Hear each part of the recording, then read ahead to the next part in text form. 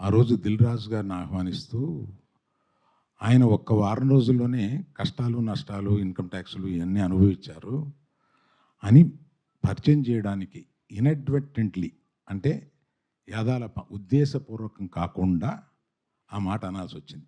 దానికి మెగా అభిమానులు చాలా ఫీల్ అయ్యి దాన్ని నన్ను ట్రోల్ చేసి చేశారు.